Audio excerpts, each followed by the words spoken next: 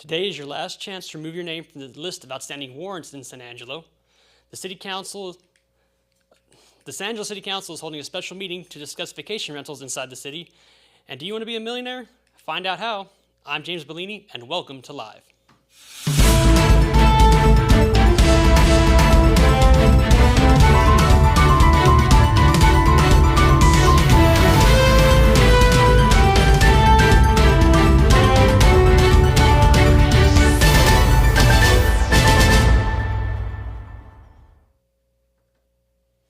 This show is brought to you by Myers Drug. Hey Dude shoes are very popular in San Angelo right now. Hey Dude offers comfort and style all in one shoe. Myers Drug has a large selection of Hey Dudes, including the most recent arrivals. Located at the corner of Chadburn and Beauregard in the center of historic downtown San Angelo, you can shop there Monday through Friday, 9 to 6, and Saturdays, 10 to 2. Myers Drug is more than just a pharmacy, it's San Angelo's finest gift shop too. See more at myersdrug.com. The City of San Angelo will hold a special joint meeting Tuesday to discuss possible changes with how the city handles vacation rentals inside the city.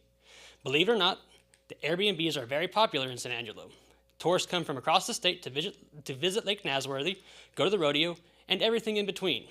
Currently, the City of San Angelo's short-term rentals like Airbnbs cannot be within 500 feet of each other. With this new proposed ordinance, the city would change the rule, but only in non-residential zones. Non-residential zones include commercial and multifamily housing zoning districts. The special meeting will be Tuesday starting at 8:30 at the McNeese Convention Center. Also, the Tom Green County Commissioners Court on Tuesday will consider salaries for all county elected officials.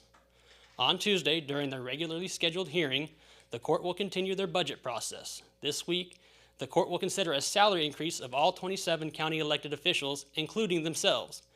If commissioners approve a plan for a pay raise, they must then hold 2 public hearings before the raise is approved.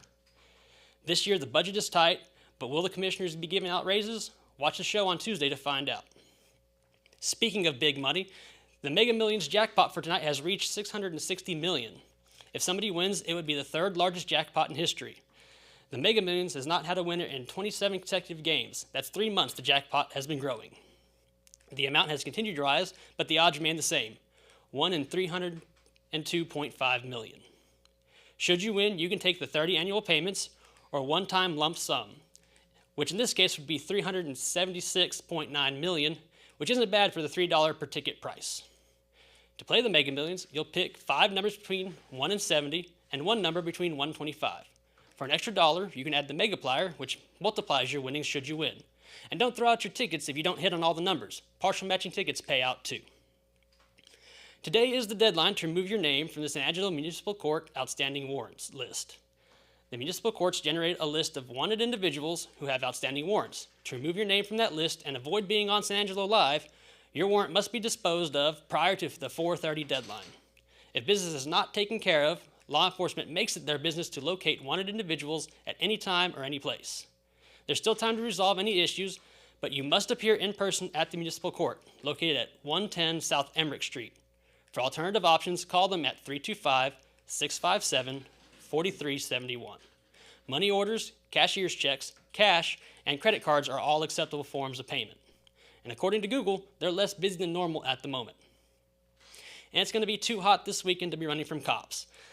This weekend, temperatures are expected to stay in the hundreds on Saturday and Sunday. Then next week, it will stay about the same. The high on Monday will be 102, Tuesday 102, Wednesday 102, and Thursday 101. The lows all week will be in the mid-70s. All this heat brings us to today's guest. After the break, the new San Angelo Fire Chief Patrick Brody sits down with Live's Yantis Green to talk about his recent promotion. But first, let's listen to this message from Bill Cano from Cano's Diamonds and Coins. When it comes to unique pieces you can't find anywhere else, Cano's Diamonds and Coins is your one-stop shop. With over 24 years in the diamond and coin industry, Cano's Diamonds and Coins is West Texas's choice for diamonds, jewelry, coins, silver, and gold. Owner Bill Cano stands by his work and offers free consultations, including estate jewelry. Don't just trust anyone with your valuables. Come see the staff at Cano's at 1016 West Beauregard in San Angelo. Welcome back to Live. I'm Yantis Green, and joining me today is brand new San Angelo Fire Chief Patrick Brody. Chief Brody, thanks for being here. Glad to be here. Thanks for having me. You were an interim chief for a while. Yes, sir. And the city council made the right decision, decided to keep you. Yes, sir, they did. Tuesday, they voted to make me full-time fire chief. All right, but this is not you're not new to the department. This is not a new job. No, sir, it's not. I've been with the city of San Angelo Fire Department for 21 years. Of course, started at the very entry-level rank and progressed through every single rank in the department. Most recent, the assistant chief of administration, and served right underneath Chief Dunn for 3 years, kind of watching and him mentoring me over the process.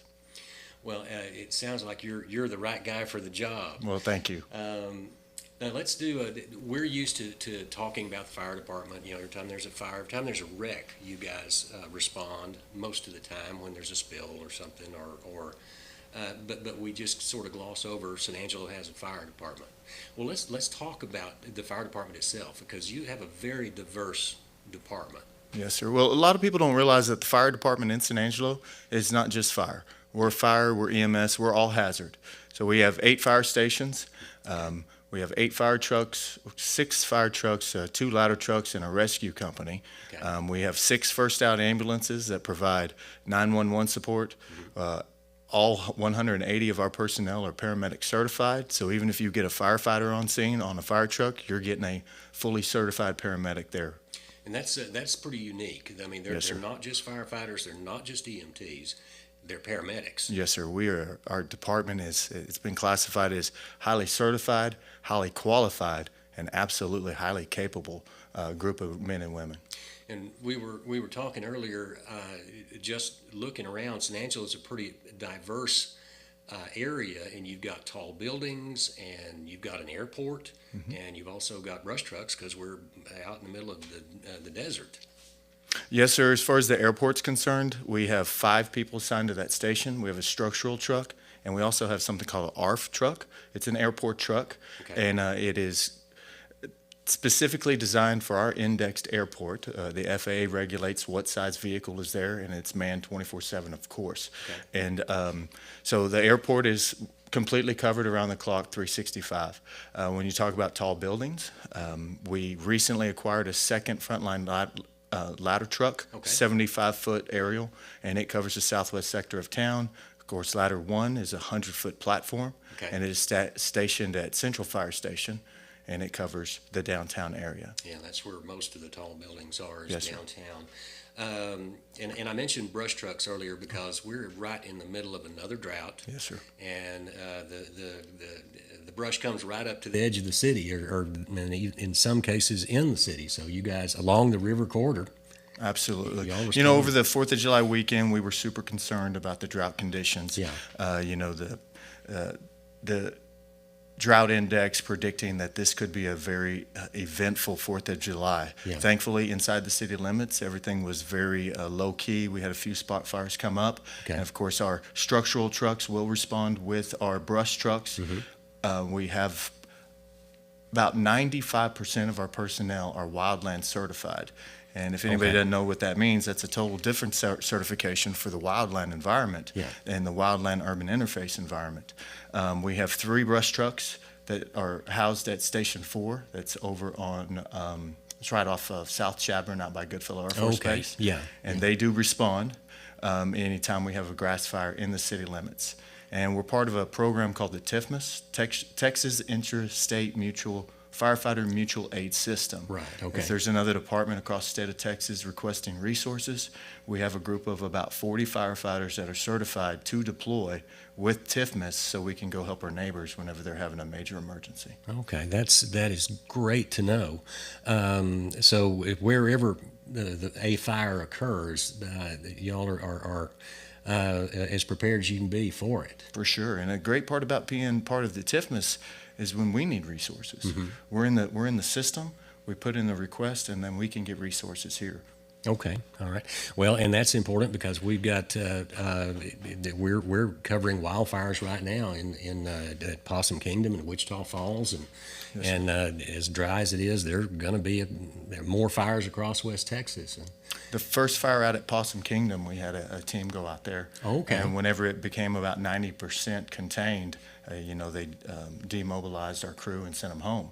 All right. And we are just now today mobilizing another, it's called a WPU team. It's 2 personnel, and they're going down to, I believe it's not Brown County, but they're being mobilized this morning. Okay. So there's another fire Yes, sir. somewhere that they're going to. Well, there's fires all over the state of Texas right now. Yeah. So. Yeah. And the Texas Forest Service kind of keeps an eye on that for us from our perspective. So it's scary out there, and it's not getting any better. No, and we need rain. We need rain Yeah. to get some moisture in this vegetation to reduce our chance of wildfire. And of course, everybody says it always rains, but we need rain now. We need rain very soon, and I don't know that we can wait till October to get substantial rainfall. Yeah, it's we're hurting really, really bad now. And of course, we listen to the scanners and we respond to some of the fires that we think are newsworthy that we can get to. And it seems like they're when we're in the drought, we see a lot of pole fires and electrical line fires, that sort of thing. Well, what kind of starts those, it has a lot to do with the wind, and nobody thinks about that. Yeah. High winds, you're going to get those lines whipping. Mm-hmm. Of course, they'll make contact, throw a spark down to the ground, and there's your wild. That's how your fire is going to start. Yeah. Or you could have a transformer that overheats and starts throwing sparks down to the ground, and your wildfire starting there. People with chains that are dragging. Yeah. That's a situation that a lot of people don't even think about, Mm-hmm. but that's causing some of these fires. It's just a dragging chain. Yeah, and we've seen those, I guess, along the loop would be Yes, sir. some of the most common there. And we do a lot of responding to crashes, and y'all do too. Why does a fire truck respond to a crash? So anytime there's a major motor vehicle accident, Yeah. so we send the fire truck, number one, for manpower, so we can have extra personnel on scene to assist with patient care. But there are all kinds of hazmats associated with the vehicle. You've got gasoline. You're going to have some coolant leak, sharp debris. There's always a chance of fire. And if there's any kind of extrication that's required, we always put a hand line on the ground. We always have an extinguisher close by. In the event that a loose spark gets some gasoline going, we can quickly put it out. Okay, and it's good to know that you guys are there. And one of the things that we listen for is that call for a major crash, because it's that includes an injury, and, Yes, sir. and an ambulance is generally dispatched. One of your ambulances. Yes, sir. Yes, sir. Yeah, the major MVAs, they get a fire truck and an ambulance. Okay. Now, if they call for entrapment, then that's when you get the rescue truck to respond with them, Okay. and the battalion chief. If it's in the city limits, the battalion chief will go. Okay, so that's why we're seeing all the emergency personnel along with the police folks Yes, sir. out there. Let's see, we've talked about a lot of things. What are you looking forward to? Is there anything structurally that you think needs to be improved in the department? Or Well, I kind of touched on our certification level and our education level of our members. That's not to say that there's not any room for improvement. We always have room for improvement. Yeah. I'd say our operational standpoint is very squared away. Okay. It is a well-oiled machine. But there is room for improvement. And I believe the key to that is education and training. Yeah. So we are going to strive to, maximize our education and training over the next year. And that leads me to my next point, is our training academy. Yeah. There's so much more that could be done there, and I want to see Okay. that happen. I want to see us expand out into our volunteer community, expand out statewide, national-wide, Okay. to bring people from out of state into Texas to take part of our training. okay, Another thing that I want to form a relationship with TEEX, that's Texas Engineering Extension. Okay. And they have students that need firefighter training. They need firefighter certification, but their academy is maxed out. okay. So Yeah. we're at a national firefighter shortage and a national paramedic shortage, and we can offer those programs here locally and bring outside students here. And I want to get that program started. Now the fire training facility, is that relatively new, or is that? We've had it for 4 years now. 4 years, okay. It was located off of Avenue L, not real conducive for live fire training right next to our river. Yeah. So we moved that facility out towards the animal shelter on 67 North. Okay. And it's a good location. We're away from, a populated area, so we can do some of our burns without, disrupting local citizens. Okay. As the city grows, the fire department needs to grow. Agreed. There's nothing, as we were talking earlier, really, there's not a location or anything, but there's an idea maybe that there'll be another fire station necessary where the growth is. Yes, sir. So there's no secret, San Angelo's growing. Our population is booming, our businesses are booming, and of course, the fire department needs to expand with that. We are not at the point right now that we have to immediately build a fire station, but it is on the horizon, and it's part of our long-term strategic plan to add another fire station. We haven't discussed exact locations yet. Okay. I have discussed kind of a general area we'd like to have it. We've got our feelers out to see what we can find. Okay, all right. Well, that sounds great. I'm so glad that you came in, Chief Brody, to talk to us, and I hope that we get to work together a lot. I think there's a lot that we can do for the department, y'all can do for us as well. I agree. I appreciate you having me on. Will you come back and see us? Will do, yes, sir. All right. Chief Patrick Brody, San Angelo Fire Department. We'll be right back.